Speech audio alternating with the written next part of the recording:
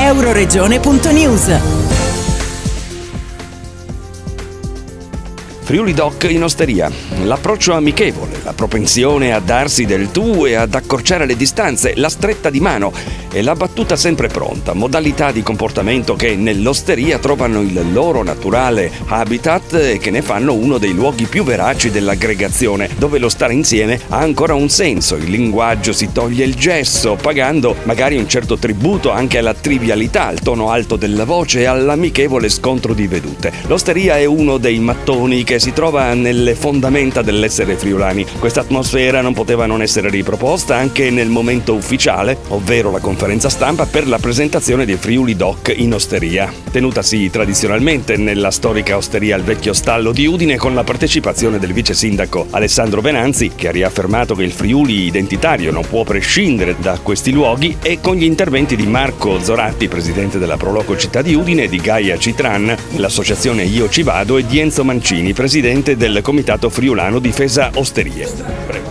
Allora, innanzitutto un saluto ai nostri amici che frequentano le osterie e invitiamo anche gli altri ad andare, perché l'osteria è un luogo di convivenza, è un luogo di civiltà, è un luogo di cultura che se ne dica. In osteria succede di tutto, è un palcoscenico straordinario, perché ogni tavolo di osteria ha una commedia, un atto, qualcosa che si può portare avanti. Dicono che il Furlan è nasciuto in osteria, si sono stati di lontanissimo.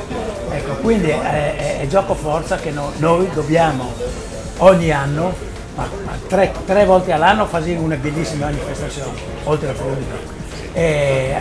Siamo partiti in osterie e dopo dicono così, la nostra chicca è l'arengue, no? Quindi facciamo il carnevale e l'arengue.